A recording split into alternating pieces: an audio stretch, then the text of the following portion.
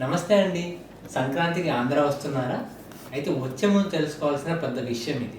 రీసెంట్‌గా ఏపీలో 1500కి పైగా స్క్రబ్ టైఫస్ కేసులు నమోదయ్యాయి. అసలు ఏంటి స్క్రబ్ టైఫస్? స్క్రబ్ టైఫస్ అనేది ఒక చిన్న బ్యాక్టీరియా వల్ల వచ్చే జ్వరం. సో దీని లక్షణాలు ఏంటి? చలితో కూడిన జ్వరం కానీ, ఒళ్ళు నొప్పులు రావడం కానీ, తలనొప్పులు కానీ, కండరాల నొప్పులు కానీ, ఒంటి మీద దద్దుర్లు రావడము లేదా నల్లటి మచ్చ లాంటివి ఉంటాయి.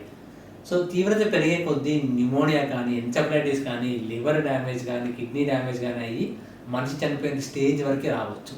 అసలు దేనివల్ల ఈ స్క్రబ్ టైఫస్ అనేది వస్తుంది?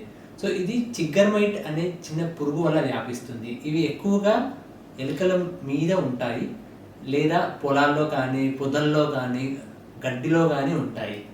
సంక్రాంతికి స్క్రబ్ టైఫస్‌కి సంబంధం ఏంటి అంటే, సంక్రాంతికి మనం కోడి పందాలకు కానీ అంటే పొలాల్లో రిలాక్స్ అవ్వడం కోసం వస్తుంటాము. ఈ కోడి పందాలకు కానీ పొలాలకు వెళ్ళినప్పుడు గడ్డికి పొలాల్లో కానీ వెళ్ళినప్పుడు ఏమవుతుందంటే ఆ చిగ్గర్ మైట్ మన బాడీకి టచ్ అయ్యి స్క్రబ్ టైఫస్ వచ్చే ఛాన్సెస్ ఉన్నాయి.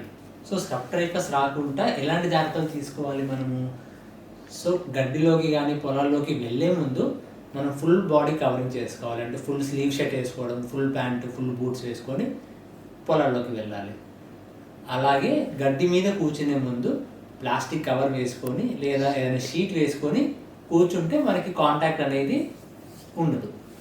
మీకు చలితో కూడిన జ్వరం 5 రోజులకు మించి ఉన్నా, లేదు అంటే నల్ల మచ్చలు ఏదన్నా ఒంటి మీద కనిపించినా దగ్గరలోని ఆసుపత్రికి వెళ్ళండి. తగు జాగ్రత్తలు తీసుకోండి. స్క్రబ్ టైఫస్ నుంచి దూరంగా ఉండండి. హ్యాపీ సంక్రాంతి.